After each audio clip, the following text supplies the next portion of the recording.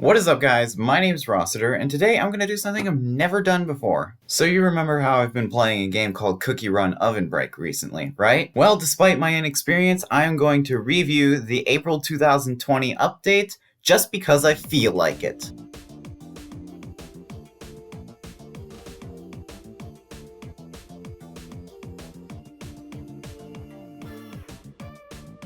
I deeply apologize for the absolute hot garbage that I call gameplay because I was forced to record this on my PC. So, yeah, my gameplay is not the best, nor is it the highest quality. So, yeah, it'll have to do.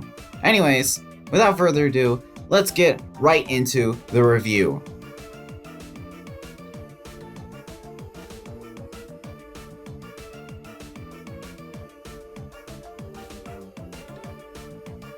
So, the first thing I'm going to criticize throughout the entire update, in no particular order, is the missions. We'll start with exploring Pineapple Isle, since that's the first one up there. And let's just say, I really don't freaking like it.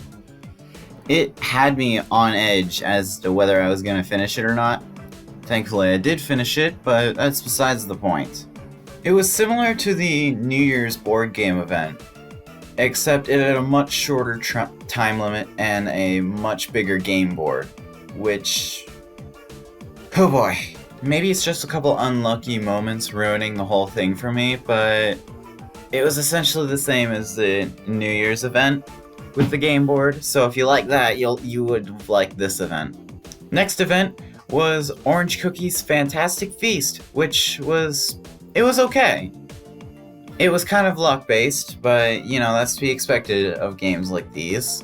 But at least you got to try again if you ended up getting a crappy loadout. You could just complete one or two more missions to move on and try again, rather than, you know, having to complete all the missions for the things you got before, you know what I mean? The next event I'll talk about is Mango Cookie's Sweet Cube Shop. I don't even remember the name off the top of my head. But it's, well, let's just say it's kind of broken. 1,000 magic powder for just 10 of these cubes is a lot, and the economy is probably going to be inflated for a while. But does it look like I care? No. And does it look like Dev Sisters cares? No. They like to give out free stuff all the time, so like... and I'm not complaining, personally. The last event they introduced was the storybook.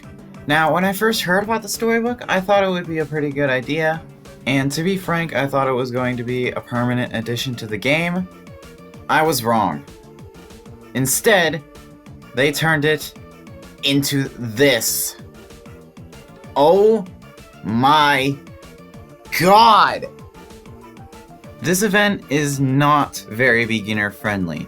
As a person who has never used purple yam, mala sauce, or milk cookie in my life, this event is virtually impossible for me to complete.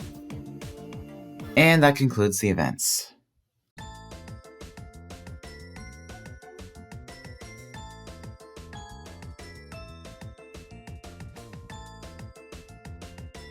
So when playing, I instantly noticed a small little error in the music sync.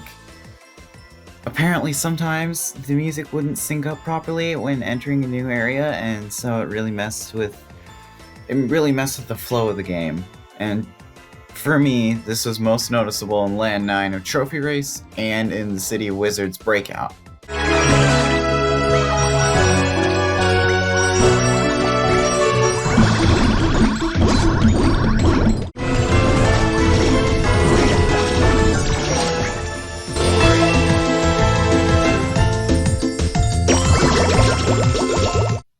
So now, let's talk about the 3 new cookies introduced this month.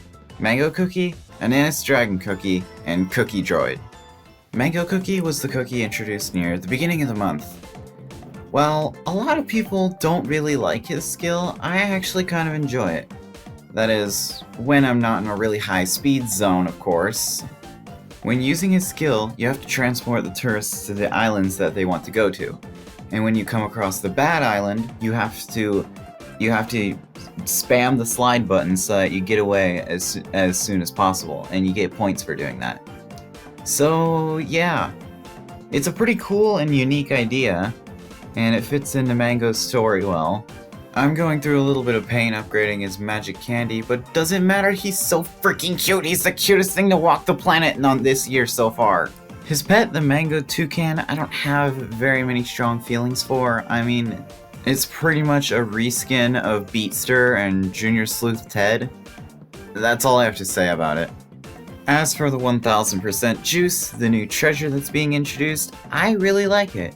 It's a pretty good treasure, and I like the concept of jumping to, you know, shake it up, but my love for it has diminished with the patch that made it so you only had to jump once.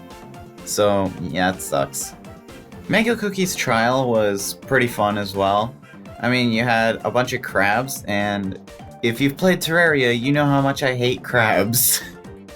Ananas Dragon is the second of the 5 legendary dragons, and when he arrived into the game, I got really excited to see not only him, but the other dragons as well. Who are they? How do they, you know, manipulate this world like Pattaya and Ananas? Ananas' ability is just as epic as Pattaya's. Basically, you mash the slide button to charge up a... I don't even know what to call it. It's a huge boulder.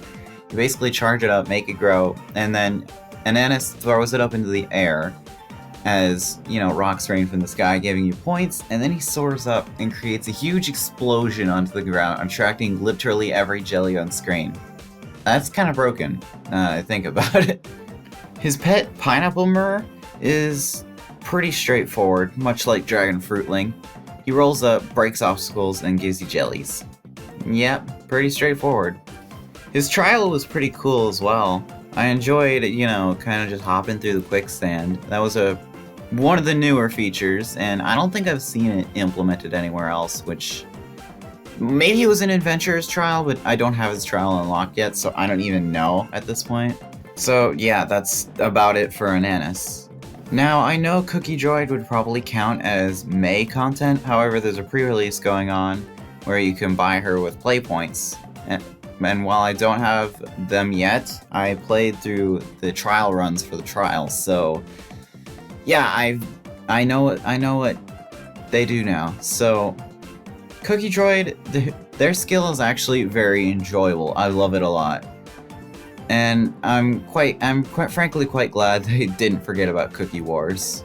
The play block is, again, another not very special pet. It just explodes into play block jellies or whatever they're called. I don't even know.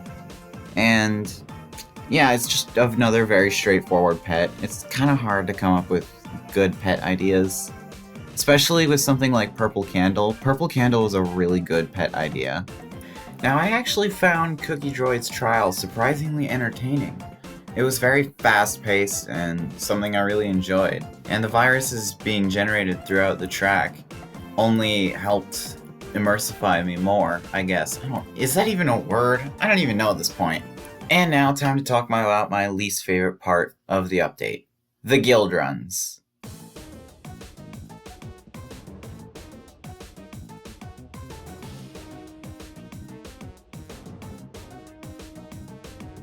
Now, I like guilds, don't get me wrong, but I hate guild run arenas.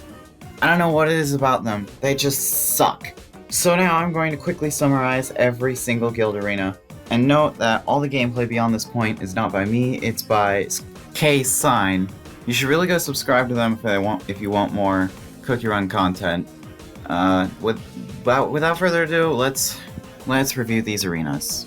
Arena 1, a fairly basic course featuring jump refreshers.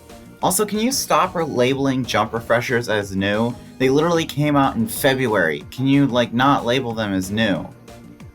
Okay? Arena 2, a course where you have to abuse magnetic effects in order to get all the coins. It's not fun, it limits me to Angel, which actually sucks.